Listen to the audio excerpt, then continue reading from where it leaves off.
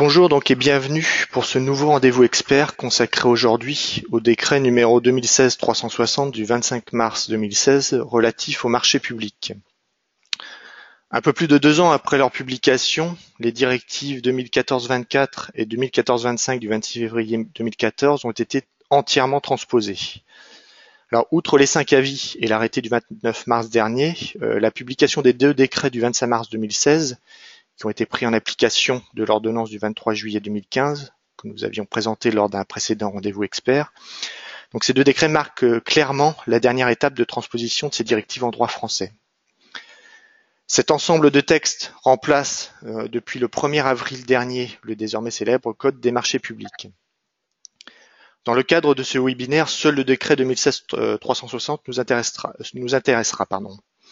Ce texte fixe le régime de passation des marchés publics et des marchés de partenariat en détaillant les différentes procédures applicables ainsi que les modalités d'exécution, tant sur le plan financier que de la modification. En attendant le futur code de la commande publique qui ne sera pas publié avant au moins 2018, quelles sont les principales modifications et innovations contenues dans ce décret du 25 mars 2016 concernant les phases de préparation, de passation et d'exécution des marchés publics, ainsi que les marchés de partenariat. Donc Nathalie Ritchie, avocat à la Cour au sein du cabinet Seban et Associés, spécialisé en droit des marchés publics, des délégations de services publics et en droit d'énergie, va décrypter les dispositions essentielles de ce décret. Avant de vous laisser la parole, maître, je vous rappelle que donc les participants ont à tout moment la possibilité de poser par écrit leurs questions en cliquant sur l'onglet questions. Je vous laisse la parole. Bonjour à tous et bienvenue pour ce nouveau rendez-vous expert. Donc nous allons tenter dans la demi-heure qui suit de vous présenter les principales innovations qui ont été apportées par ce décret du 25 mars 2016, tant dans ce qui concerne la préparation des marchés publics, leur passation, leurs modalités d'exécution et également on fera un petit focus pour terminer sur les marchés de partenariat dont le régime est désormais prévu par l'ordonnance donc du 23 juillet 2015 et ce fameux décret du 25 mars 2016.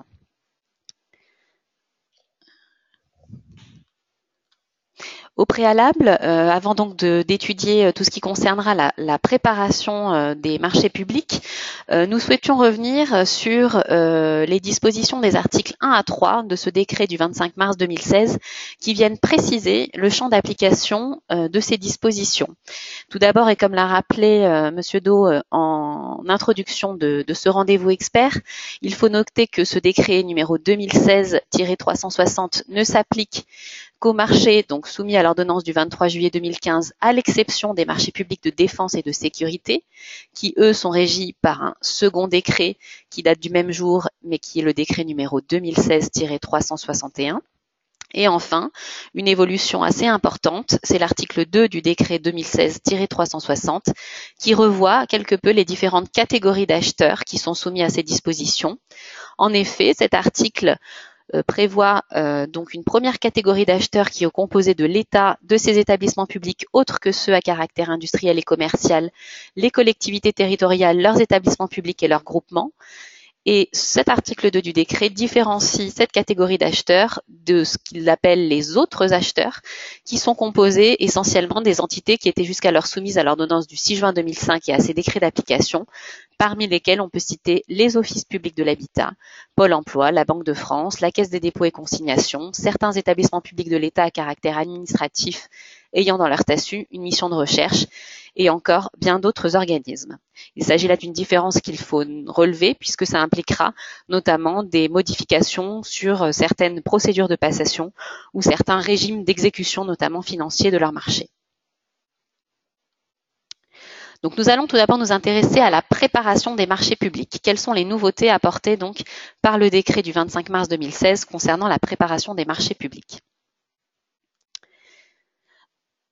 Donc la préparation d'un marché public comprend plusieurs étapes que vous devez bien connaître. Tout d'abord, il y a la définition et l'analyse des besoins. On insistera particulièrement sur cette étape puisqu'elle constitue la clé d'un achat d'un achat réussi. C'est une phase qui garantit à la fois la bonne réussite de la procédure de passation d'un marché, mais qui va également conditionner l'exécution des marchés publics. Et j'insiste là-dessus, puisque vous le savez, les marchés publics sont des contrats dont les clauses ne peuvent en principe être modifiées que dans des conditions assez strictes, et ce, bien que nous le verrons, certaines modifications importantes ont été apportées au régime justement d'exécution des marchés publics et des conditions dans lesquelles ces contrats vont désormais pouvoir être modifiés. La préparation d'un marché comprend également une phase de définition des caractéristiques essentielles de son marché. Nous le verrons, là aussi, ce sera l'occasion lors de la préparation d'un marché pour les acheteurs de réfléchir notamment à l'allotissement de leur marché, avec là des modifications importantes qui ont été apportées par l'ordonnance du 23 juillet et son décret d'application, ainsi qu'au contenu de leur marché. Et enfin, la préparation d'un marché public permet la rédaction des pièces de son marché. Là encore, s'il n'y a pas de véritable évolution, des précisions ont été apportées par le décret du 25 mars 2016 concernant notamment la possibilité d'insérer dans les pièces de leur marché et dans la procédure de passation de leur marché des considérations en matière de développement durable. S'agissant tout d'abord de la définition et de l'analyse des besoins, c'est une véritable innovation qui a été apportée par le décret du 25 mars 2016. C'est la possibilité qui est désormais offerte à tous les acheteurs de pouvoir mener des études et des échanges préalables avec les opérateurs économiques, préalablement donc à la préparation, lors de la préparation de leur marché et préalablement à la passation et au lancement de leur procédure de passation de leur marché. C'est une technique d'achat qui existait déjà. Elle était déjà en pratique beaucoup utilisée par les services acheteurs, mais sans qu'elle ne soit véritablement reconnue par les textes, et elle avait d'ores et déjà été préconisée en matière d'innovation, notamment dans le guide de l'achat public innovant qui avait été donc paru par la Direction des affaires juridiques du MINEF en janvier 2014. Désormais, cela est précisé et figure expressément à l'article 4 du décret du 25 mars 2016, tous les acheteurs peuvent, afin de préparer la passation de leur marché public, effectuer des consultations ou réaliser des études de marché, solliciter des avis ou informer les opérateurs économiques de leurs projets et de leurs exigences. Vous le savez, cette possibilité avait été jusqu'ici admise sous le nom de sourcing ou de sourçage. Désormais, donc, on la retrouve sous ce terme d'études et échanges préalables avec les opérateurs économiques. Mais cette possibilité qui a été offerte par le décret du 25 mars 2016 n'est pas sans contrepartie, puisque immédiatement après cet article 4 est inséré un article 5 dans le décret du 25 mars 2016 qui vient responsabiliser les acheteurs véritablement dans cette étape de préparation de leur marché, puisque à la fois l'article 4 prévoit deux limites à l'utilisation des résultats et des échanges préalables. Tout d'abord, il ne faut pas que les résultats de ces études et échanges préalables qui peuvent être menés en amont avec certains opérateurs économiques viennent faire échec aux principes de libre concurrence et aux principes généraux de la commande publique. Il faut bien que les acheteurs, lorsqu'ils consultent ces opérateurs économiques, ne portent pas atteinte notamment au principe de liberté d'accès à la commande publique, d'égalité de traitement des candidats et de transparence des procédures. Ensuite, et c'est l'article 5 du décret qui vient immédiatement le préciser, il faut que les acheteurs désormais prennent toutes les mesures appropriées pour que la participation d'un opérateur économique à la préparation de leur marché ne crée pas de distorsion de concurrence. Il s'agit là d'une véritable obligation qui est mise à la charge des acheteurs pour garantir l'égalité de traitement des candidats, notamment lorsqu'un opérateur économique a eu accès, du fait de sa participation directe, donc là on vise directement les opérateurs économiques qui ont été consultés lors de ces études et échanges préalables, mais également du fait de leur participation indirecte. Ça peut être notamment le cas du titulaire sortant du précédent marché. Donc le fait que ces opérateurs-là aient eu accès à des informations qui auraient pu être ignorées des autres opérateurs économiques pourrait susciter une distorsion de concurrence à laquelle les acheteurs sont désormais obligés de remédier. Et on verra qu'en contrepartie, ce n'est véritablement que si les acheteurs ne peuvent pas remédier à cette situation de distorsion de concurrence par une autre mesure que celle d'exclure un opérateur économique, qu'ils peuvent le faire via l'article 48 de l'ordonnance du 23 juillet 2015 qu'on avait déjà abordé lors de notre précédent rendez-vous expert et qui concerne les interdictions facultatives de soumissionner. Deuxième étape de la préparation des marchés, c'est ce qui va concerner la définition des caractéristiques essentielles de leur marché. On le sait, cette phase de préparation des marchés permet à l'acheteur de s'interroger notamment sur la nécessité d'allotir ses marchés publics. On l'avait déjà vu, c'est une des principales innovations qui a été portée par l'ordonnance du 23 juillet 2015. Désormais, tous les acheteurs sont obligés d'allotir leur marché, sauf exception. Et l'article 12 du décret du 25 mars 2016 vient préciser justement les modalités de justification du non-allotissement d'un marché, puisque cette obligation d'allotissement est désormais renforcée, puisque tous les acheteurs vont devoir justifier dans leur document de la consultation ou dans le rapport de présentation du marché ou bien dans les documents relatifs à la procédure lorsqu'on parle de marché à procédure adaptée, des motifs qui ont justifié qu'ils n'ont pas alloti leur marché. Ensuite, on le verra, c'est l'article 12 également du décret du 25 mars 2016 qui vient le préciser. Il faudra que les acheteurs prévoient dans là aussi les documents du marché, les modalités selon lesquelles ils vont pouvoir mettre en œuvre la possibilité de limiter le nombre de lots auxquels un même opérateur économique peut candidater ou être déclaré attributaire. On l'avait également vu lors de notre précédent rendez-vous expert, l'ordonnance du 23 juillet 2015 permet aujourd'hui, en reprenant la jurisprudence qui était jusqu'ici en vigueur, de limiter le nombre de lots auxquels un seul et même opérateur économique peut candidater ou peut être déclaré attributaire. Le décret du 25 mars 2016 vient préciser que l'ensemble des acheteurs devra dans ce cas définir le nombre de lots maximal auquel un même opérateur économique peut répondre ou peut être déclaré attributaire, mais également la règle applicable lorsque cet opérateur économique sera désigné attributaire pour un nombre de lots qui est supérieur au nombre maximal qui a été fixé. Par ailleurs, les articles 15 à 19 du décret du 25 mars 2016 précisent le contenu du marché passé par les acheteurs. Il rappelle que tous les marchés supérieurs à 25 000 € doivent être obligatoirement écrits. Il rappelle la possibilité de faire application des cahiers des clauses administratives générales pour tous les marchés soumis à la nouvelle réglementation. C'est là une précision bienvenue, notamment pour les acheteurs qui étaient jusqu'ici soumis à l'ordonnance du 6 juin 2005 et à ses décrets d'application.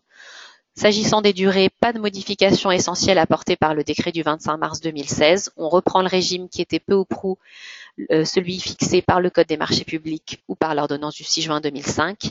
S'agissant enfin des prix, il faut noter qu'on a un régime différencié entre les deux catégories d'acheteurs dont je vous ai parlé en introduction, à savoir l'État, ses établissements publics autres qu'industriels et commerciaux, les collectivités, établissements publics locaux et groupements sont soumis à un régime assez strict et qui ne diffère pas de celui qui était prévu par le Code des marchés publics, s'agissant notamment de la distinction entre les prix fermes actualisables ou bien les prix définitifs et les prix révisables. Et pour les autres acheteurs, qui sont donc essentiellement ceux qui étaient jusqu'ici soumis à l'ordonnance du 6 juin 2005, on a une liberté s'agissant de la forme et de la nature des prix, en sachant qu'il est bien sûr possible pour ces acheteurs-là de prendre en compte les dispositions qui sont applicables à l'État, aux collectivités, établissements publics, ou du moins de s'en inspirer. Troisième étape importante dans la préparation de son marché, c'est bien entendu la rédaction des pièces du marché, puisque la définition préalable de ses besoins doit conduire l'acheteur à rédiger de manière la plus précise possible les pièces de son marché. L'innovation qui a été apportée par l'ordonnance du 23 juillet 2015 et son décret d'application du 25 mars est véritablement le fait qu'on consacre la possibilité, et même que ça devient une exigence, puisque les acheteurs doivent désormais prendre en compte lors de la définition de leurs besoins, leurs objectifs en matière de développement durable, et ce dans les trois composantes suivantes, la dimension économique, sociale et environnementale. Si cela était déjà prévu dans le Code des marchés publics et légèrement abordé dans l'ordonnance du 6 juin 2005, c'est désormais une véritable consécration dans l'ordonnance du 23 juillet 2015, et cette consécration est bien entendu précisé dans le décret du 25 mars 2016 qui prévoit donc la possibilité de recourir notamment aux spécifications techniques. C'était déjà une possibilité qui était offerte par le Code des marchés publics et l'ordonnance du 6 juin 2005, mais désormais il est expressément prévu que les acheteurs ont la possibilité de se référer pour définir les caractéristiques requises des travaux, fournitures ou services à un processus propre à un autre stade du cycle de vie de la prestation considérée. et ce, même lorsque ces facteurs ne font pas partie de leur contenu matériel, à condition toutefois qu'ils soient liés à l'objet du marché et proportionnés à sa valeur et à ses objectifs. Donc c'est véritablement la prise en compte dans les spécifications techniques de processus qui peuvent concerner un autre stade du cycle de vie de la prestation qui va être commandée par l'acheteur public. Et c'est là la prise en compte de manière beaucoup plus large que ce qui était prévu jusqu'ici, de l'ensemble du processus qui va permettre à un produit, à un service ou notamment à des travaux d'avoir donc la possibilité de prendre en compte donc toutes les étapes du cycle de vie de ces prestations-là. Ensuite, l'article 10 du décret du 25 mars 2016 rappelle la possibilité donc pour les acheteurs d'exiger un label particulier. On avait notamment dans le Code des marchés publics et l'ordonnance du 6 juin 2005 la notion de écolabel. Désormais, on a un article entier qui est consacré à la possibilité de prendre en compte ces labels en tant que moyen qui permettent de prouver à l'acheteur que les travaux, services ou fournitures répondent bien aux caractéristiques, là encore, d'ordre environnemental, social ou autre qui sont définies par l'acheteur, en sachant qu'il y a quand même certaines conditions qui sont strictement fixées par cet article 10 du décret concernant la possibilité d'exiger ces labels. Notamment, il faut, comme en matière de spécifications techniques, que ces labels soient liés, bien évidemment, à l'objet du marché. Et enfin, articles 13 et 14 du décret du 25 mars 2016, la possibilité réaffirmée d'avoir recours à des marchés publics réservés, c'est-à-dire la possibilité de réserver un marché public ou bien certains lots d'un marché public à des opérateurs économiques qui emploient des travailleurs handicapés ou défavorisés. On met bien là l'accent sur l'aspect social et la possibilité de tenir compte d'objectifs de développement durable dans leur dimension sociale au sein de vos marchés. Néanmoins, le décret précise bien qu'il faut mentionner dans l'avis de publicité ou dans les documents de la consultation la réservation de tout ou partie d'un marché public à ces travailleurs handicapés ou défavorisés. Après avoir abordé donc la préparation d'un marché public, on va le voir, le décret du 25 mars 2016 opère également de grandes innovations en matière de passation des marchés publics. Et les principales évolutions qui sont apportées par le décret concernent à peu près tout le processus de passation d'un marché public. On a essayé ici de sélectionner une dizaine de thèmes qui peuvent plus particulièrement vous intéresser, mais vous aurez bien évidemment tout le loisir de nous poser vos questions si ce que nous allons aborder dans les minutes qui viennent ne répondent pas pleinement à vos interrogations. Donc tout d'abord sur l'évaluation préalable du mode de réalisation du projet d'investissement. Ça a été une nouveauté là aussi apportée par l'ordonnance du 23 juillet 2015 et qui est précisée là par le décret du 25 mars 2016. C'est une exigence qui s'applique pour les projets de grande envergure, puisque en application de l'article 40 de l'ordonnance du 23 juillet 2015, désormais, les acheteurs ont l'obligation de procéder à une évaluation préalable du mode de réalisation de leur projet d'investissement, dès lors que les marchés publics qu'ils envisagent de passer portent sur des investissements dont le montant hors taxe est égal ou supérieur à 100 millions d'euros. Donc on est là sur des projets de très grande importance. Le but visé par cette disposition est véritablement de pouvoir permettre à un acheteur de faire le choix entre le bon mode contractuel à adopter. Est-ce qu'on est plutôt sur du marché ou sur de la concession? Et puis, en termes de marché, est-ce qu'on doit rester sur un marché public qui pourrait être un marché public global notamment, ou basculer sur un mode de marché public dit de partenariat. Les anciens donc contrats de partenariat, on reviendra sur ces marchés à la fin de cette présentation. L'article 24 du décret du 25 mars 2016 vient préciser véritablement le contenu de cette évaluation préalable qui doit comporter une présentation générale du projet et de l'acheteur, une analyse comparative en termes de valeur actualisée des différentes options de montage contractuel et institutionnel de la commande publique envisageable pour mettre en œuvre le projet. Donc c'est véritablement faire une analyse comparative en termes de coûts entre le recours à un contrat type marché public ou à un contrat concession et dans un marché public, un marché global ou un marché de partenariat. Et cette évaluation doit également comporter une présentation des principaux risques du projet, comprenant notamment les risques financiers et la répartition des risques entre l'acheteur et le titulaire. Le cas échéant, l'évaluation doit également comporter une valorisation financière de ces risques. Il s'agit là également de permettre de distinguer entre un montage plutôt de type concessif ou plutôt de type marché public. Ensuite, le décret donc du 25 mars 2016 vient préciser véritablement les différentes procédures de passation des marchés publics.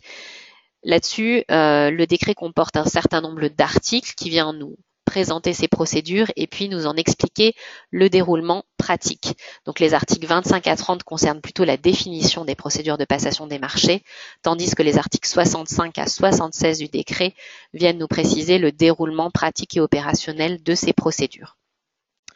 Vous le savez, l'ordonnance du 23 juillet 2015 distinguait entre les procédures formalisées, la procédure adaptée et les marchés négociés sans publicité ni mise en concurrence préalable. De ce point de vue, le décret reprend la même architecture. Nous avons donc tout d'abord des procédures formalisées que sont l'appel d'offres, le dialogue compétitif ou encore la procédure concurrentielle avec négociation pour les pouvoirs adjudicateurs ou la procédure négociée pour les entités adjudicatrices. Ces procédures formalisées donc concernent tous les marchés dont la valeur estimée du besoin est égale ou supérieure au seuil européen. Là-dessus, pas de modification apportée par les nouveaux textes. On a par contre élargi les cas de recours à la procédure concurrentielle avec négociation. C'était véritablement une volonté au niveau européen que de faire de la procédure négociée la procédure de principe. On a quelques réserves là-dessus par rapport au contenu du décret du 25 mars 2016. Toutefois, on peut noter l'effort fait par le gouvernement pour élargir les cas de recours à cette procédure concurrentielle avec négociation, notamment en termes d'innovation ou lorsque le marché comporte des prestations de conception. À noter, les cas de recours à la procédure concurrentielle avec négociation ont été calqués, donc sont similaires à ceux de recours à la procédure de dialogue compétitif. Et il faut bien relever que cette procédure concurrentielle avec négociation ne concerne que les pouvoirs adjudicateurs, les entités adjudicatrices ayant quant à elles recours à la procédure négociée, avec publicité et mise en concurrence préalable. Il faut par contre noter une réduction significative des délais minimaux de réception des candidatures et des offres dans l'ensemble des procédures formalisées, puisque désormais en appel d'offres ouvert, le délai de rigueur, le délai minimal de rigueur est un délai de 35 jours qui peut être amené à 30 jours. En appel d'offres restreint, nous avons un délai de 30 jours pour la remise des candidatures, puis de 30 jours qui peut être réduit à 25 jours pour la remise des offres. En procédure concurrentielle avec négociation, un délai minimal de 30 jours qui peut être amené à 25 jours. Et en dialogue compétitif, un délai réduit à 30 jours. Il s'agit là donc de délais qui ont été raccourcis par rapport à la précédente réglementation, mais qui restent des délais minimaux qui peuvent et doivent être adaptés par chaque acheteur en fonction de la nature et notamment du montant du marché qui va être passé. S'agissant ensuite de la procédure adaptée, donc on a une unification là dans les termes qui sont employés puisque maintenant pour l'ensemble des acheteurs on parle de procédure adaptée. Cette procédure adaptée peut être mise en œuvre dans deux cas.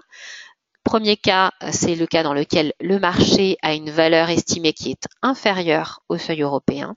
Là-dessus, pas de modification importante. Également, la procédure adaptée peut être mise en œuvre pour les services sociaux et autres services spécifiques.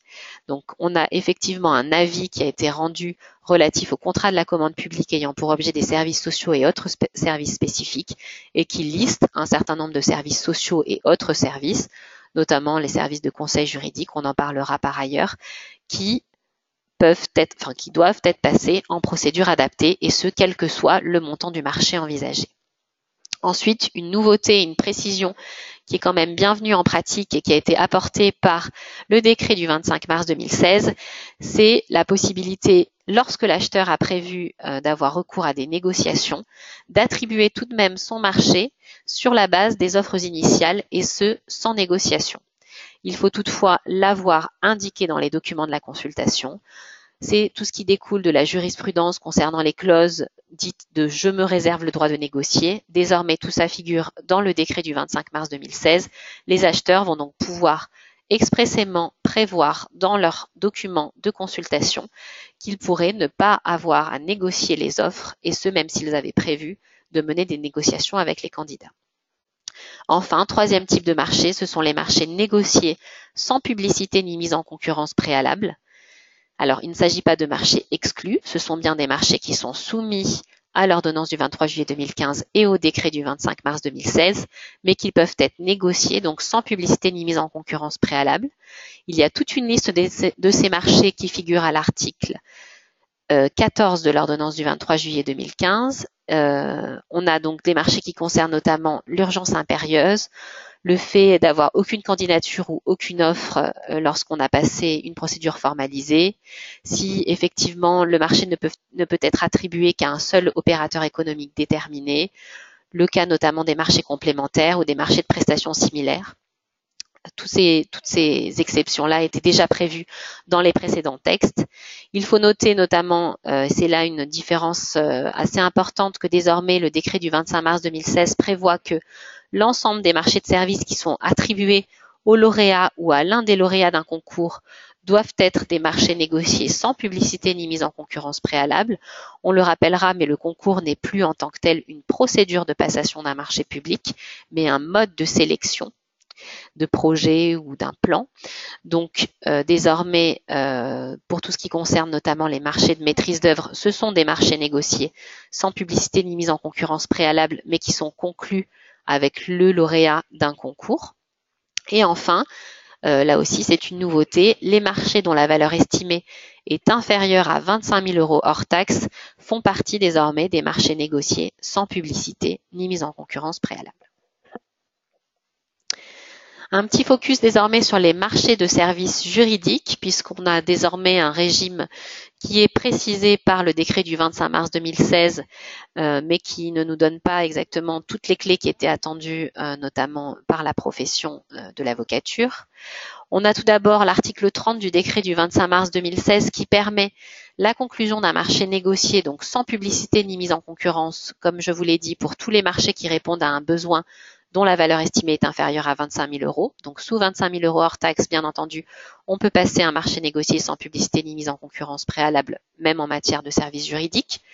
Ensuite, l'article 28 du décret nous précise que il est possible donc de passer un marché selon une procédure adaptée pour les marchés de services sociaux et autres services spécifiques, parmi lesquels figurent notamment les services juridiques de conseil. Donc pour tout ce qui concerne les conseils, le conseil juridique, on est en principe tenu de passer un marché à procédure adaptée, et ce, quel que soit le montant de ce marché.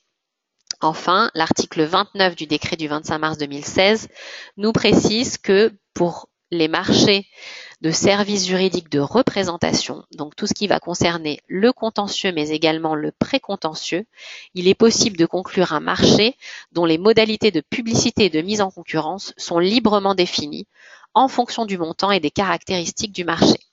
Beaucoup d'interrogations donc sur l'application de cet article 29, puisqu'a priori le gouvernement a entendu distinguer ces marchés concernant les services juridiques de représentation en justice des marchés de conseil juridique qui, eux, doivent être passés selon une procédure adaptée. On s'interroge en pratique sur effectivement la manière dont déterminer ces modalités de publicité et de mise en concurrence de manière libre par rapport à la passation d'une procédure adaptée. Il faut peut-être bénéficier de la souplesse actuelle des textes pour passer sur des modalités de publicité et de mise en concurrence très allégées. En sachant donc que les services juridiques de représentation comprennent à la fois donc tout ce qui concerne le contentieux, la représentation légale d'un client devant les juridictions, mais également les services de consultation juridique qui sont fournis par un avocat en vue de la préparation de toute procédure contentieuse. Donc c'est tout ce qui va concerner le précontentieux ou le conseil juridique lié à éventuellement la survenue d'un contentieux. Toutefois, et là c'est une précision quand même importante, le décret précise bien que certaines dispositions de l'ordonnance du 23 juillet 2015 demeurent applicables à ces marchés de services juridiques de représentation, notamment dans tout ce qui concerne l'étude et les échanges préalables avec les opérateurs, l'allotissement, le calcul de la valeur de son besoin et notamment les articles concernant l'analyse des candidatures, les offres anormalement basses ou encore l'open data. On reviendra sur toutes ces exigences-là. Des précisions importantes sont apportées également par le décret du 25 mars 2016 concernant la dématérialisation des procédures et la transparence. C'est effectivement un objectif qui a été visé par le gouvernement et qui avait été promu donc par les directives européennes concernant la dématérialisation des procédures, le but étant de passer au tout dématérialisé au 1er octobre 2018 au plus tard pour l'ensemble des acheteurs. Donc les décrets viennent préciser les obligations en matière de dématérialisation qui s'appliquent dès le 1er avril aux acheteurs, tout d'abord concernant la mise à disposition des documents de la consultation, Donc depuis le 1er avril, on a désormais une obligation de mettre en ligne gratuitement et sur le profil d'acheteur les documents de la consultation.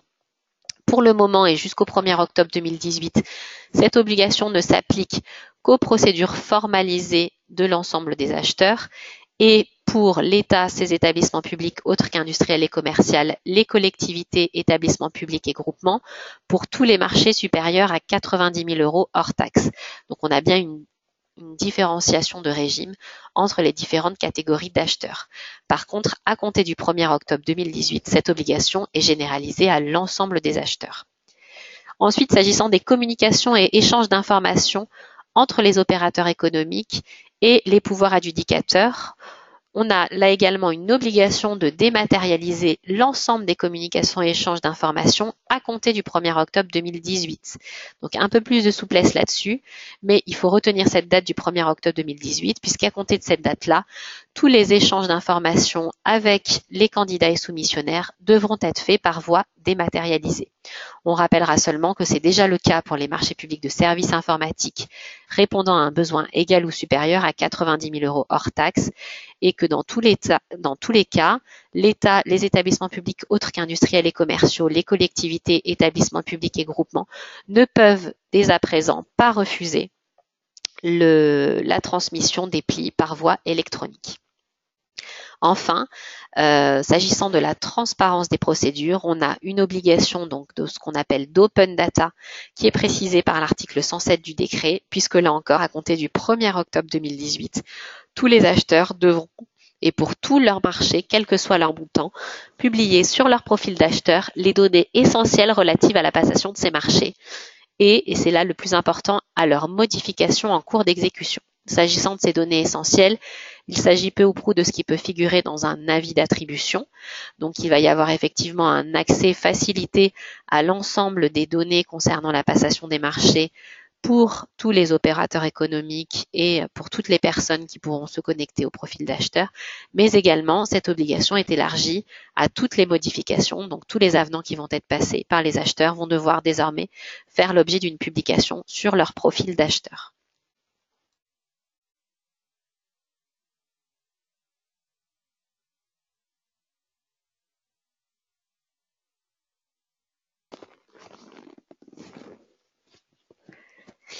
Autre nouveauté apportée donc par le décret du 25 mars 2016, prévu donc par son article 59, c'est la possibilité désormais de régulariser les offres des soumissionnaires. Donc on a là un régime différencié entre les procédures d'appel d'offres et les procédures adaptées sans négociation et les autres procédures dans lesquelles une négociation peut être permise. Donc, s'agissant des procédures d'appel d'offres et des procédures adaptées sans négociation, le principe demeure que les offres irrégulières, inappropriées ou inacceptables doivent en principe être éliminées par les acheteurs. On a toutefois un aménagement qui a été prévu donc par cet article 59 du décret du 25 mars 2016, puisque désormais les acheteurs peuvent autoriser dans leurs documents de consultation tous les soumissionnaires concernés à régulariser leurs offres irrégulières. Cet aménagement n'est prévu que pour les offres irrégulières, c'est-à-dire les offres qui ne respectent pas les exigences formulées dans le DCE, notamment parce qu'elles sont incomplètes ou parce qu'elles méconnaissent la législation applicable, notamment en matière sociale et environnementale.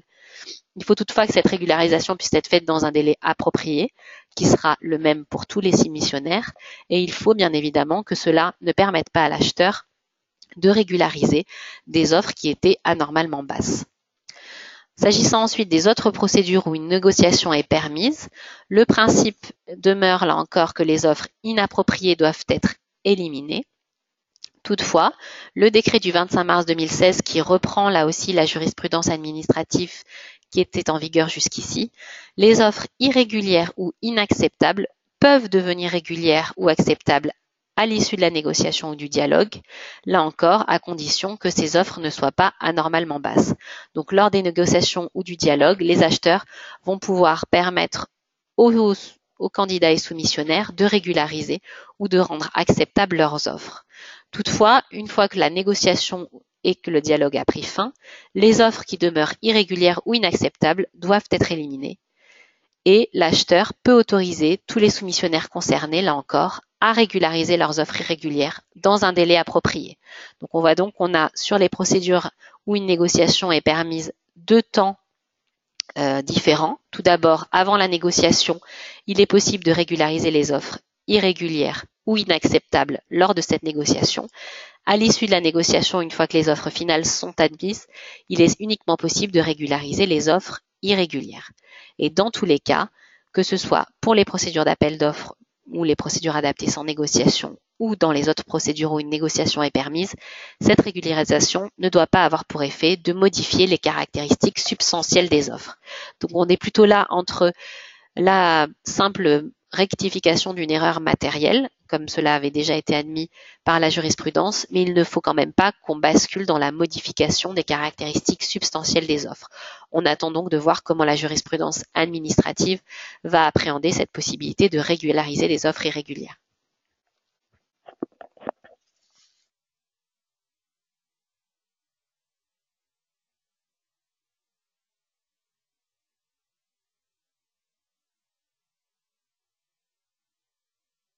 S'agissant ensuite de l'attribution des marchés publics, donc on s'intéresse là plus particulièrement aux articles 62 à 64 du décret. Le décret précise donc, mais comme cela était déjà le cas dans le Code des marchés publics ou les décrets d'application de l'ordonnance du 6 juin 2016, que l'acheteur doit se fonder sur différents types de critères de jugement des offres. L'acheteur doit ainsi se référer soit à un critère unique, qui est le critère du prix, ou bien le critère du coût, qui doit être déterminé selon une approche globale pouvant être fondée sur le coût du cycle de vie, et on reviendra ensuite sur ce qu'est cette notion de coût de cycle de vie, qui est nouvelle dans la nouvelle réglementation, soit sur une pluralité de critères non discriminatoires et liés à l'objet du marché ou à ses conditions d'exécution.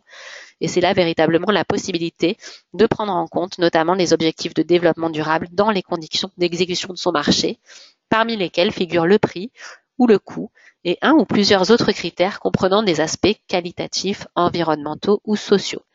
Le décret fixe une liste, mais qui n'est pas exhaustive, de tout un tas de critères de jugement des offres sur lesquels les acheteurs pourront se fonder.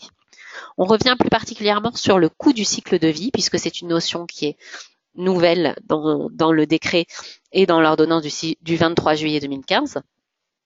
Donc il s'agit d'une notion nouvelle qui permet aux acheteurs de prendre en compte lors du jugement des offres des soumissionnaires tout ou partie des coûts suivants du cycle de vie d'un produit, d'un service ou d'un ouvrage.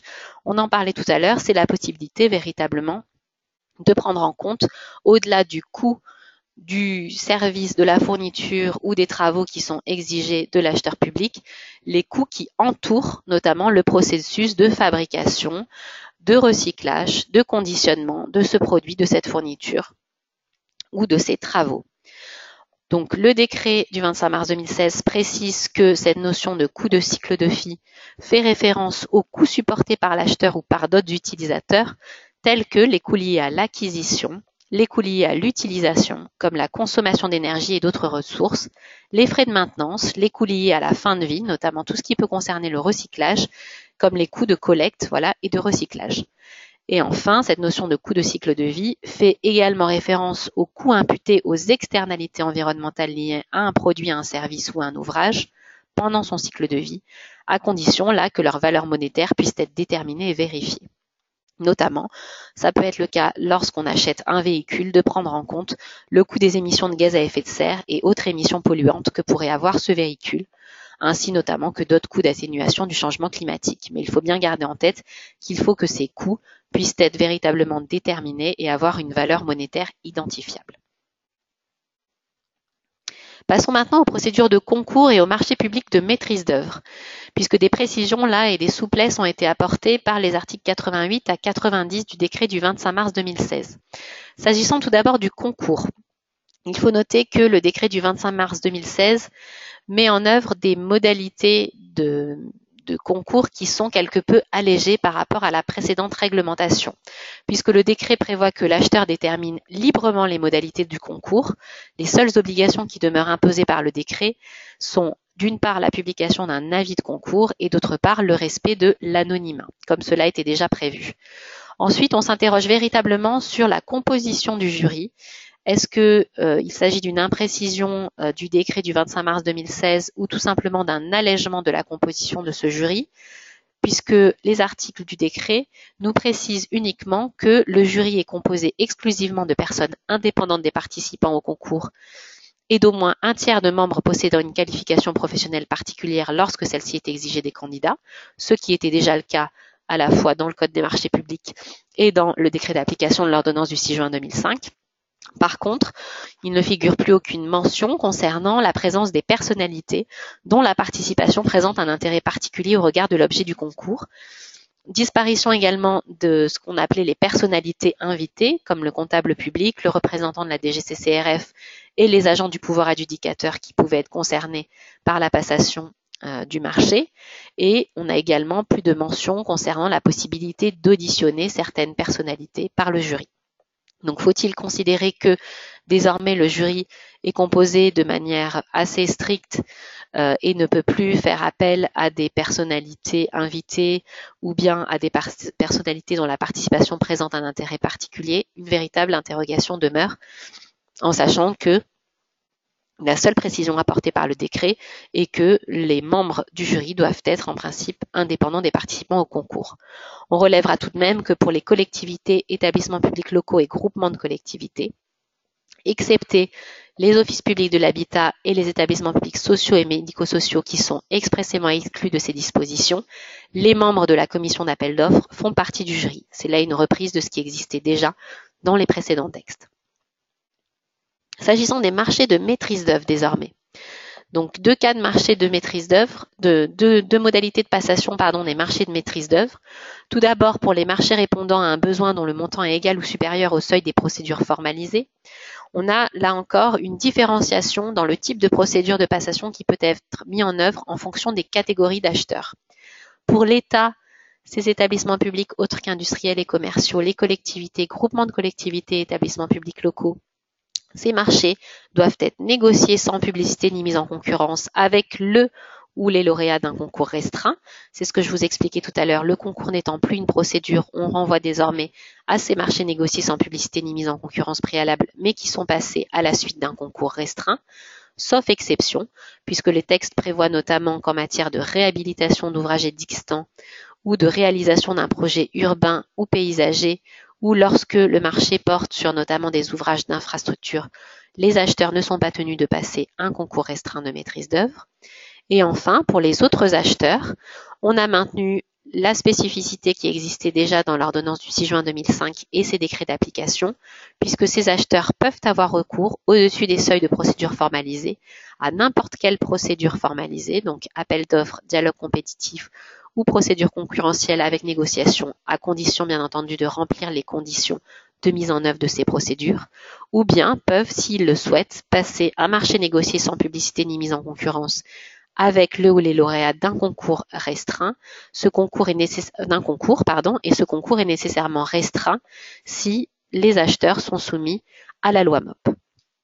Enfin, s'agissant des marchés de maîtrise d'œuvre répondant à un besoin dont le montant est inférieur au seuil des procédures formalisées, a priori, on demeure sur une procédure adaptée, mais rien ne figure dans le décret. Dans le silence du décret, on peut toutefois présumer que, en dessous des seuils des procédures formalisées, les marchés de maîtrise d'œuvre peuvent être passés selon la procédure adaptée.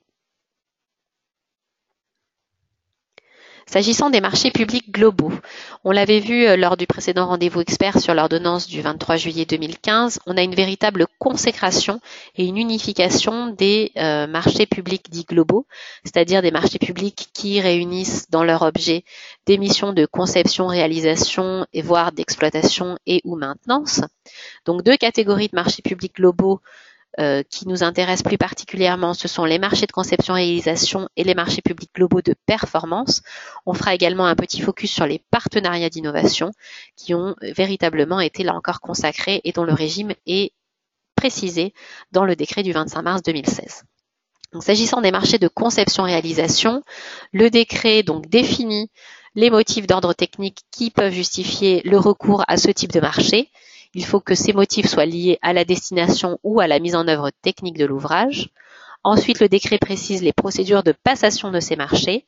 On est sur une procédure adaptée lorsqu'on est sous les seuils européens ou bien sur des procédures formalisées avec constitution d'un jury, mais qui n'est pas forcément exactement composé dans la même composition qu'un jury de maîtrise d'œuvre lorsqu'on est au-dessus des seuils européens. Et le décret du 25 mars 2016 prévoit, comme dans les précédents textes, le versement d'une prime pour tous les participants à ces marchés de conception-réalisation.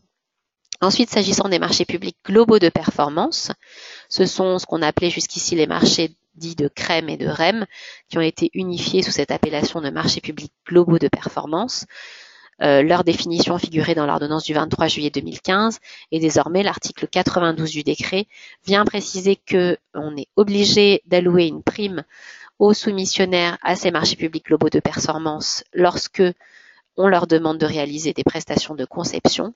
Et s'agissant des procédures de passation de ces marchés publics, elles sont identiques à celles prévues pour la passation des marchés de conception-réalisation égales ou supérieures au seuil. Donc on est sur des procédures formalisées avec constitution d'un jury, sachant là encore que le jury n'est pas forcément exactement composé de la même manière qu'un jury de maîtrise d'œuvre.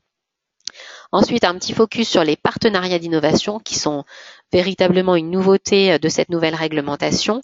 L'objet de ce partenariat d'innovation, c'est bien sûr de pouvoir engager des opérations de recherche et développement sur des produits, services ou travaux innovants et surtout de pouvoir acquérir ces produits, services ou travaux en résultant et qui répondent à un besoin qui ne peut être satisfait par l'acquisition de produits, services ou travaux qui sont déjà disponibles sur le marché.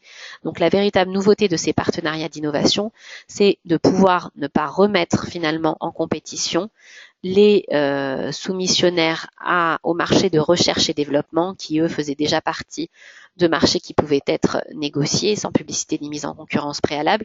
Désormais, on a la possibilité d'acquérir les produits, services ou travaux qui sont issus de cette phase de recherche et développement sans avoir à remettre en compétition les soumissionnaires à ce marché de recherche et développement. Donc tout se fait dans le cadre d'une seule et même procédure qui se déroule en plusieurs étapes, donc qui est assez complexe finalement à mettre en œuvre. Ça concernera des projets d'innovation assez spécifiques. Il faut d'abord lancer une procédure négociée avec plusieurs candidats. Il va y avoir tout d'abord une première phase de recherche et développement avec chaque candidat qui va être menée en parallèle, avec la possibilité d'éliminer en cours de procédure certains candidats et de continuer la négociation avec les autres. Et ensuite, une phase d'acquisition éventuelle des travaux, fournitures et services résultant de cette phase de recherche et développement. On notera que jusqu'à présent, ces partenariats d'innovation n'ont pas véritablement été mis en œuvre et que très peu de projets ne semblent quand même éligibles à cette procédure très spécifique et assez complexe à mettre en œuvre. Enfin, s'agissant de l'achèvement de la procédure de passation des marchés, on a là également des précisions qui ont été apportées par le décret du 25 mars 2016, concernant tout d'abord l'information des candidats et des soumissionnaires. On a une obligation qui est différenciée en fonction de la procédure qui est mise en œuvre, puisqu'en procédure adaptée, on a l'obligation de notifier le rejet de la candidature ou de l'offre, alors qu'en procédure formalisée, on a une obligation qui est un petit peu renforcée, puisqu'il faut notifier le rejet et les motifs du rejet, ainsi que si cette notification intervient une fois que le marché est attribué, on a l'obligation de notifier le nom de l'attributaire et les motifs qui ont conduit au choix de son offre, ainsi que bien évidemment la date à compter de laquelle le marché peut être signé en tenant compte du fameux délai de standstill qui figure toujours dans le décret d'application de l'ordonnance du 23 juillet 2015. Donc voilà, une obligation un peu plus renforcée en matière de procédure formalisée, mais le décret du 25 mars 2016 vient bien affirmer qu'en procédure adaptée, on a cette obligation de notifier le rejet de la candidature et de l'offre à l'ensemble des candidats et soumissionnaires. S'agissant d'une demande de motifs détaillée, pas de modification substantielle apportée par rapport au précédent texte, puisque à la demande d'un opérateur économique, l'acheteur va devoir communiquer dans les 15 jours les caractéristiques et avantages de l'offre retenue et le nom de l'attributaire. Ça, c'est pour ce qui concerne les marchés à procédure adaptée. Par contre, s'agissant des procédures formalisées, le décret précise que les informations relatives au déroulement des négociations ou du dialogue lorsque des négociations ou un dialogue compétitif a été engagé doivent être apportées aux candidats et soumissionnaires qui en font de la demande, ainsi que les caractéristiques et avantages de l'offre retenue, lorsque on est après attribution évidemment du marché concerné. Ensuite, s'agissant de la publication d'un avis d'attribution, l'article 104 du décret est revenu de manière assez bien heureuse sur ce qui avait été prévu par le projet de décret qui avait été mis en concertation au mois de novembre dernier, puisque cette obligation de publier un avis d'attribution ne s'applique plus qu'aux marchés répondant à un besoin dont le montant est égal ou supérieur au seuil européen, donc uniquement sur les procédures formalisées, alors que, vous le savez, le projet de décret prévoyait que ce soit pour tous les marchés supérieurs à 25 000 euros. Donc là-dessus, le gouvernement est revenu sur cette exigence en limitant la publication des avis d'attribution au marché supérieur au seuil européen, et cet avis d'attribution doit être publié dans un délai de 30 jours à compter de la signature du marché. Enfin, s'agissant de la conservation des données, c'est là encore une nouvelle obligation issue de cette nouvelle réglementation. L'ensemble des acheteurs est tenu désormais de conserver les pièces constitutives des marchés pendant une durée minimale de 5 ans pour tout ce qui concerne les fournitures et services et 10 ans pour les marchés de travaux, maîtrise d'œuvre ou contrôle technique à compter de la fin de l'exécution du marché. Et s'agissant des procédures, on a une obligation de conserver les candidatures et les offres ainsi que les documents relatifs à la procédure de passation pendant une période minimale de 5 ans à compter de la signature du marché. Le décret du 25 mars 2016 apporte également des innovations en matière d'exécution des marchés publics. Et ces innovations donc sont essentiellement de deux ordres. Ils concernent d'une part l'exécution financière des marchés publics, puisque le décret va reprendre le régime existant sous l'égide du Code des marchés publics en matière d'avance d'acompte, de paiement partiel définitif, mais on le verra pour certains organismes, cela leur donne un régime d'exécution financière qui est stabilisé, alors que dans l'ordonnance du 6 juin 2005, aucun régime d'exécution financière n'était véritablement posé. Et ensuite, s'agissant du régime des modifications des marchés publics, c'est là la principale innovation, puisque le décret du 25 mars 2016 édicte un véritable régime relatif aux modifications des marchés, qui était jusqu'ici essentiellement jurisprudentiel. Donc, s'agissant de l'exécution financière des marchés publics, ce sont les articles 109 à 132 du décret du 25 mars 2016.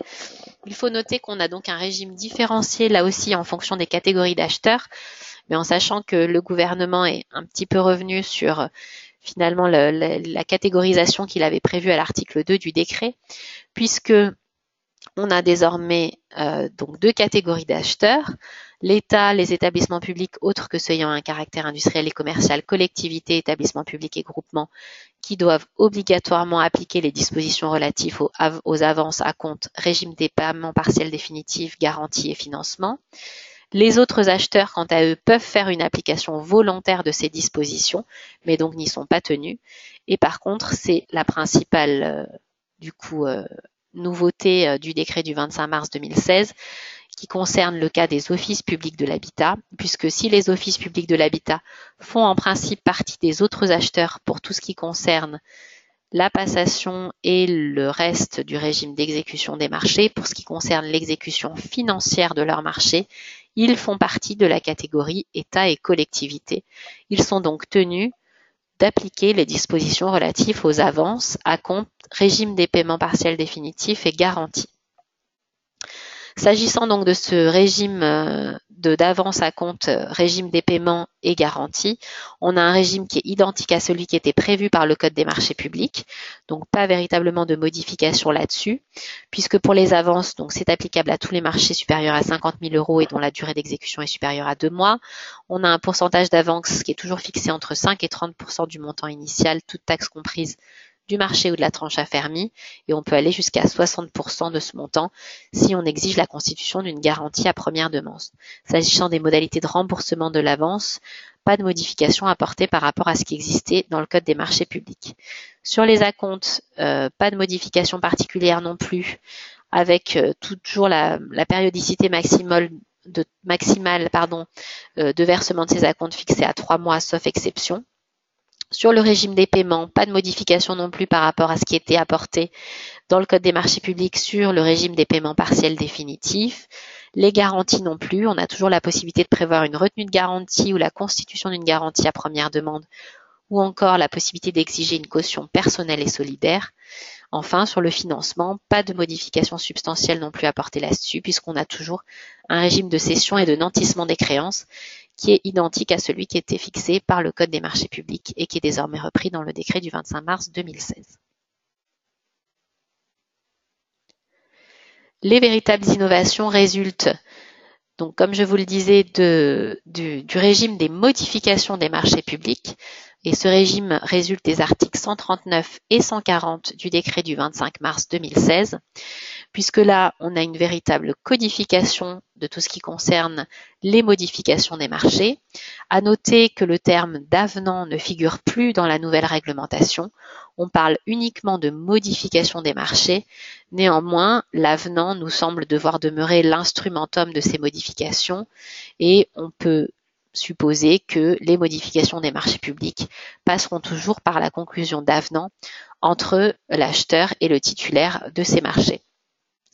Il faut noter deux éléments de constance. C'est tout d'abord la transposition des règles jurisprudentielles qui sont relatives au caractère substantiel d'une modification.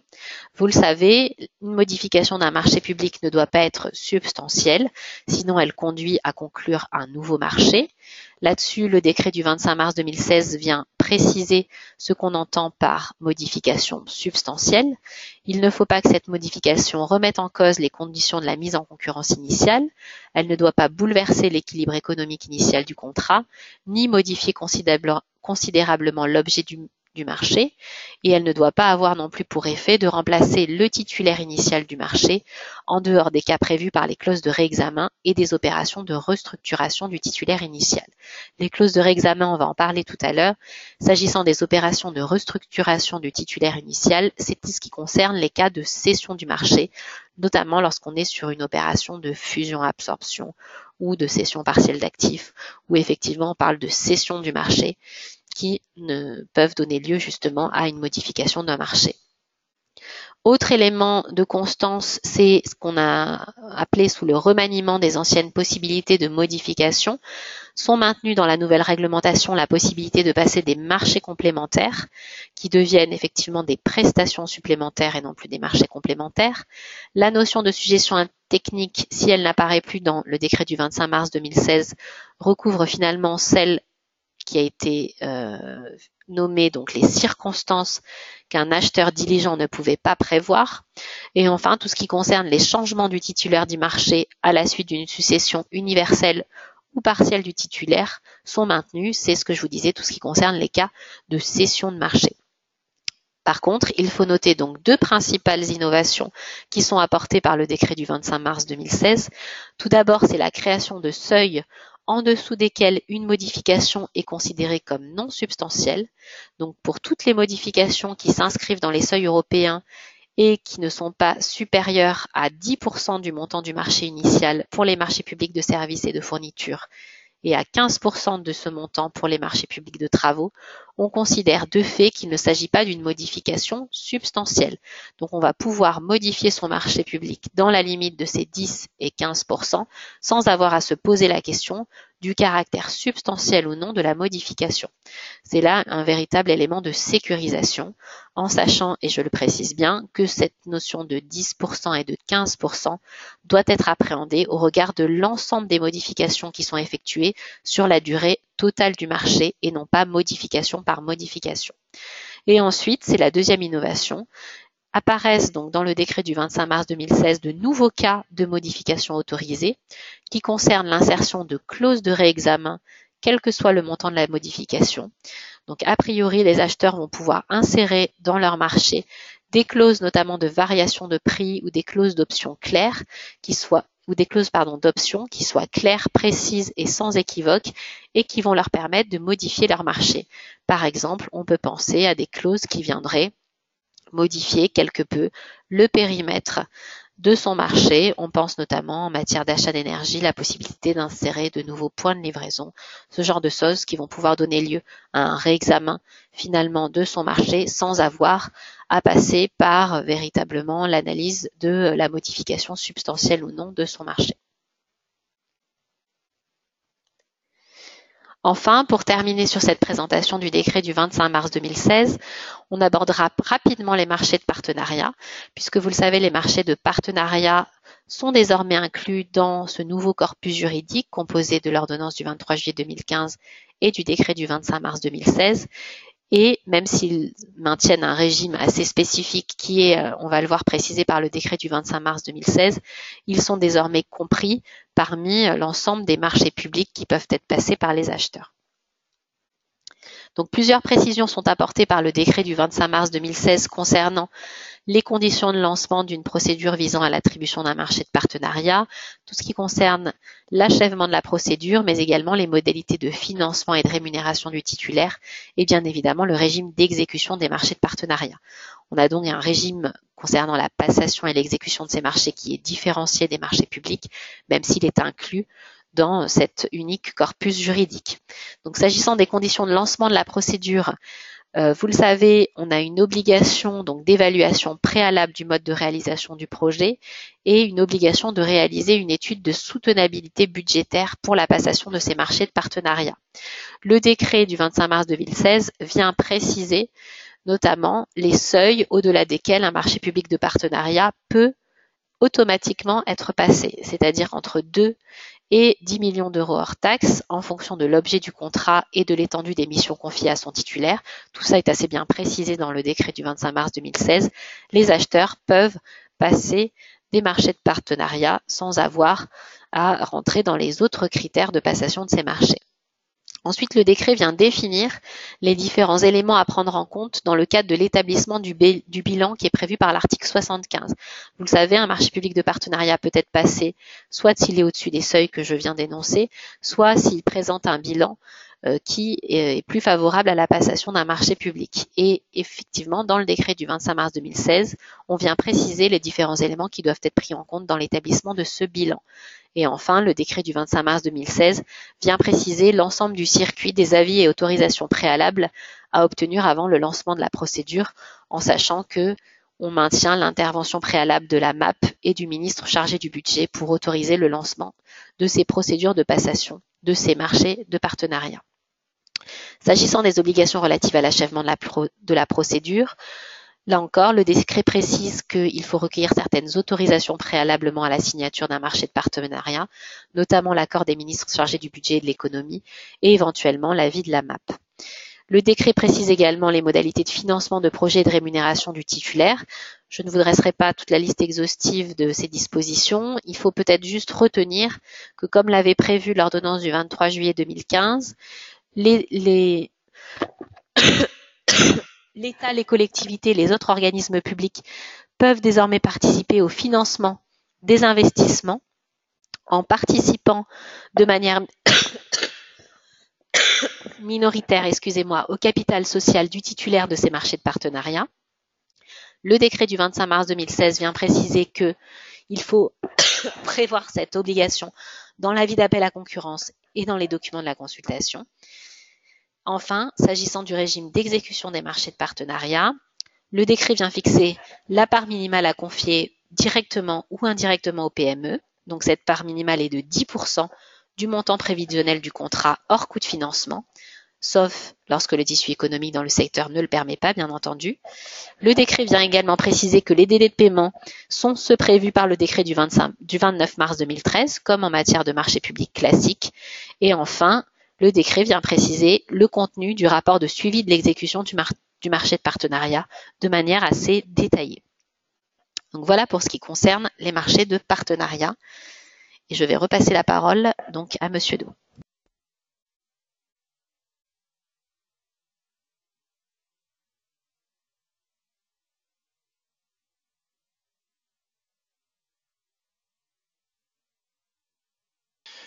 Bien, maître, je vous remercie pour cette présentation très synthétique d'un texte qui était quand même très dense, et donc sur un laps de temps d'1 heure, l'exercice n'était pas forcément évident, donc je vous remercie. Alors nous allons essayer de prendre quand même quelques questions qui ont pu être posées, que ce soit par le chat ou par mail. Alors j'avais déjà 2 questions qui portaient sur l'article 4 du décret. Donc la possibilité du sourcing est consacrée, mais l'acheteur doit prendre les mesures appropriées pour ne pas fausser la concurrence. Quelles peuvent être ces mesures appropriées? Et autre question sur cet article, une personne s'interroge sur la gratuité des études et de consultations préalables pouvant être réalisées avant le lancement d'une consultation. Oui, alors effectivement, c'est une vraie interrogation et c'est ce qu'on vous disait, on a à la fois ouvert la porte aux acheteurs pour mener ces opérations d'études et d'échanges préalables avec les opérateurs, mais on a quasiment tout de suite un peu refermé la porte. Les précautions peut-être qui doivent être prises dans la mise en œuvre de ce sourcing, ça ira plus vite en termes de vocable, c'est peut-être d'avoir l'approche la plus neutre possible et la plus transparente, donc mener des échanges par écrit avec le plus d'opérateurs économiques possible, c'est-à-dire ne pas cibler ces études et échanges préalables avec un seul opérateur économique. Il faut véritablement que ces échanges soient menés en amont de la préparation du marché. Donc, a priori, quand on n'a pas encore un cahier des charges qui soit définitivement fixé, il ne faut pas effectivement que ces études et échanges préalables permettent aux opérateurs économiques d'inclure des clauses qui leur seraient particulièrement favorables ou que ça aboutisse effectivement à orienter les cahiers des charges administratifs ou techniques au profit d'un opérateur économique en particulier. Et enfin, on peut aussi penser à toute la jurisprudence qui concerne notamment les conflits d'intérêts, et bien remettre à niveau l'ensemble des opérateurs économiques lors du lancement de la consultation en termes d'information. C'est-à-dire que c'est véritablement important que tous les opérateurs économiques bénéficient du même niveau d'information au moment du lancement de votre consultation. Donc bien fournir à l'ensemble des candidats et soumissionnaires potentiels le même niveau d'information que celui qui a pu être obtenu de la part notamment du titulaire sortant, mais également de tous les opérateurs qui ont pu être consultés préalablement au lancement de la procédure. Et ensuite, sur le caractère gratuit des études et échanges préalables, c'est une vraie question puisqu'effectivement, on nous parle d'information, mais également de réalisation d'études. Donc on peut penser qu'à partir du moment où on réalise des études, on est véritablement déjà sur de la prestation de service. Donc de fait sur finalement la commande d'une étude. Donc faut-il rémunérer ces études, à quelle hauteur? Et dans ces cas-là, est-ce qu'on est sur un marché négocié sans publicité ni mise en concurrence en dessous de 25 000 euros? Ou faut-il déjà appliquer une petite procédure de passation à ces marchés si on sollicite plusieurs opérateurs économiques? Et puis dans ces cas-là, est-ce qu'on n'augmente pas véritablement le coût de la procédure de passation pour les acheteurs? C'est une vraie question qui se pose.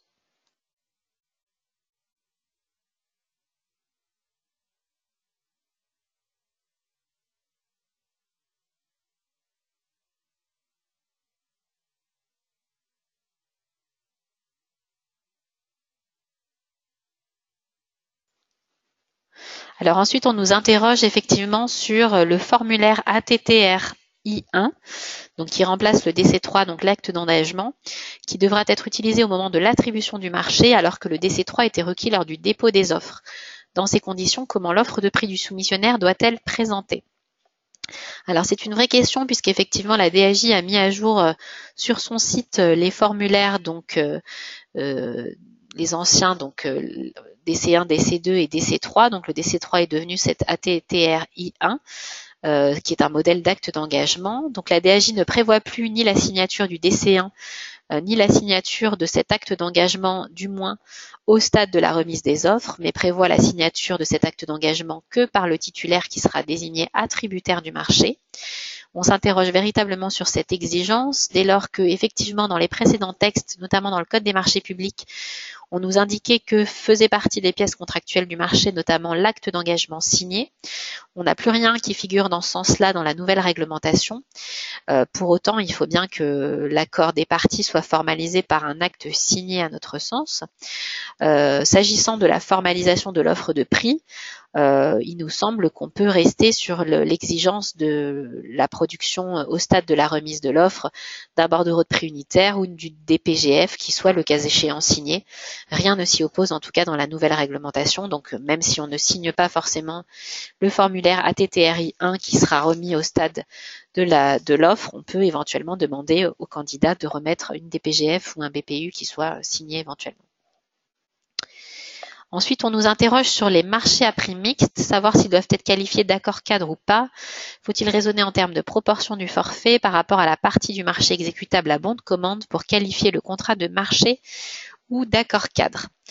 Donc là, effectivement, il faut peut-être faire la différence entre la forme des prix, puisqu'un marché peut être conclu à prix selon des prix forfaitaires ou des prix unitaires, mais également selon des prix mixtes qui mêlent à la fois les prix unitaires et les prix forfaitaires.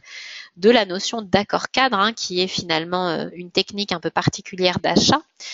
Alors, la nouvelle réglementation prévoit en matière d'accord cadre que ces accords cadres puissent être exécutés soit par l'émission de bons de commande, hein, la notion de marché à bons de commande n'existe plus en tant que tel, les marchés à bons de commande sont désormais des accords cadres, mais donc un accord cadre peut être exécuté soit par l'émission de bons de commande, soit par des marchés subséquents, la passation de marchés subséquents.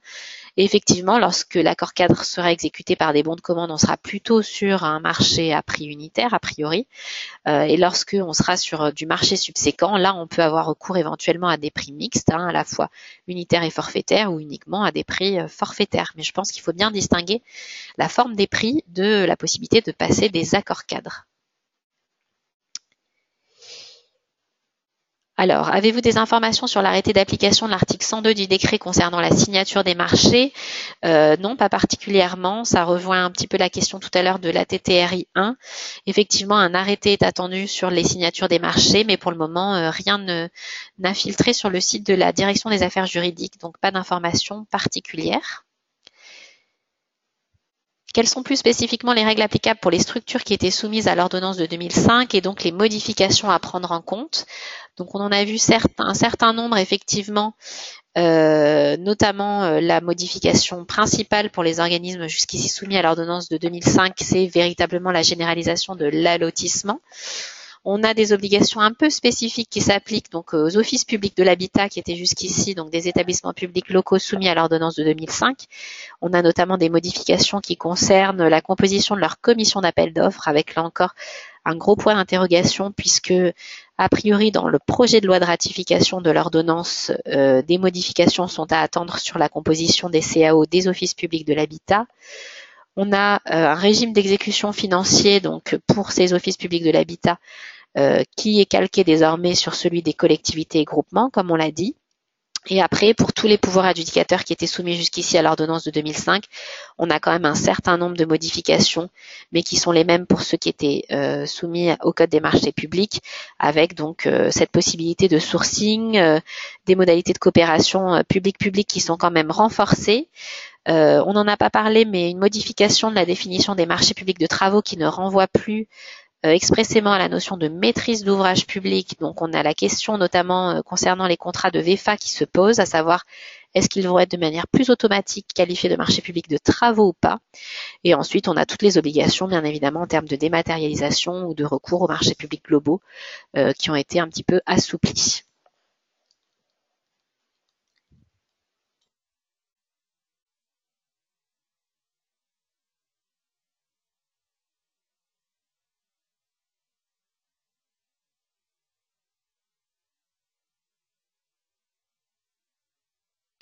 On nous interroge également sur le fait de savoir si le in-house s'applique au SEM ou pas.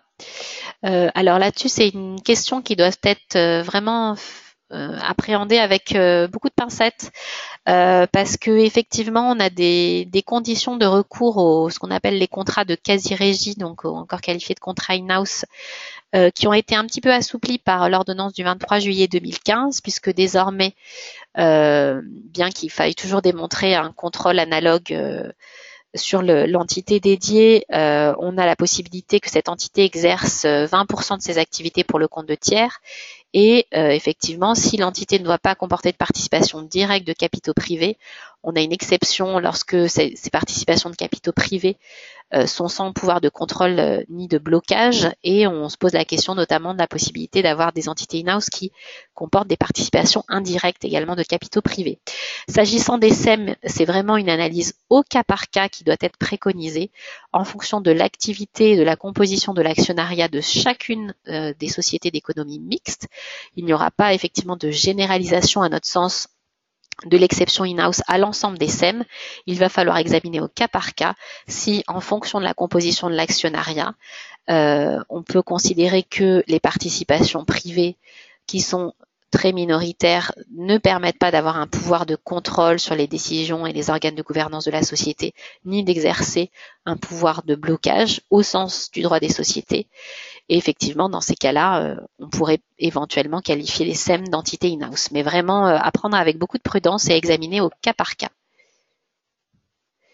Alors, pour justifier un cas de dérogation à l'allotissement en MAPA, qu'appelle-t-on les documents relatifs à la procédure? Ce sera éventuellement la lettre de consultation que vous enverrez au candidat. Dans un MAPA, vous le savez, on n'a pas une obligation véritablement de remettre un règlement de consultation avec un CCAP, un CCTP. Donc, éventuellement, dans la simple lettre de consultation que vous enverrez au candidat, il sera nécessaire de justifier les motifs de ce non-allotissement.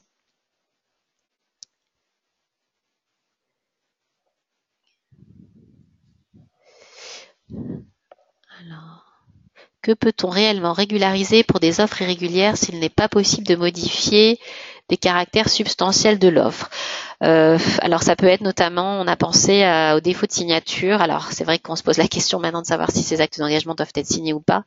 Mais typiquement, on a déjà eu des cas où on devait rejeter des offres dont l'acte d'engagement n'était pas signé. On se disait que ça pouvait éventuellement rentrer dans ces cas de régularisation. Après, sur des marchés dans lesquels on a des bordereaux de prix avec énormément de lignes et notamment quelques lignes qui ont pu être oubliées par tel ou tel soumissionnaire, éventuellement, est-ce que ça pourrait rentrer dans des cas de régularisation de l'offre? Il nous semble que ça doit faire là aussi l'objet d'un examen au cas par cas, mais que ça pourrait rentrer dans ces conditions-là.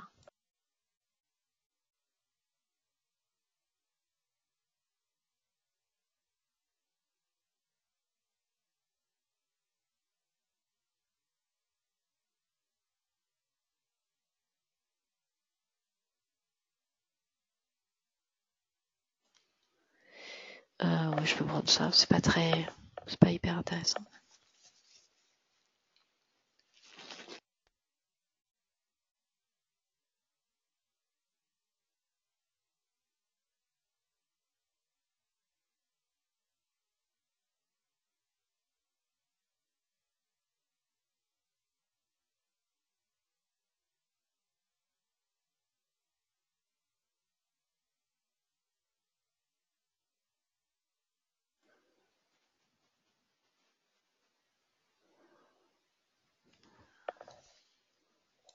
C'est pas là les questions.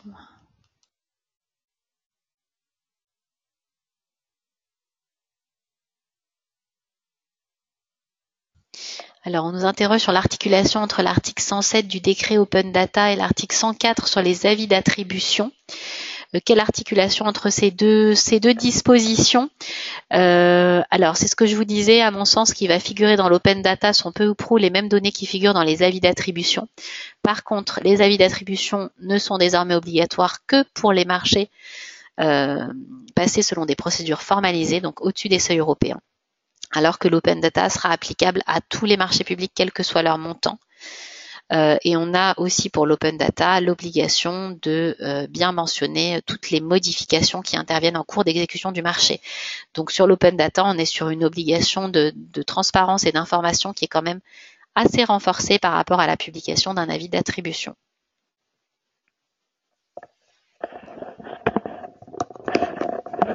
Maître, une nouvelle fois, je vous remercie donc d'avoir répondu à ces différentes questions. Il y en avait beaucoup, il fallait faire une sélection. Alors, je vous rappelle que les participants ont la possibilité de répondre à un questionnaire de satisfaction donc, qui avait été envoyé dans l'invitation. Donc, je remercie toutes les personnes donc, qui ont assisté à ce webinaire consacré à ce décret du 25 mars et vous informe donc que les dossiers des numéros de mai et juin 2016 de la revue Contrat public porteront donc spécifiquement sur l'analyse de ce décret du 25 mars. Voilà, je vous remercie.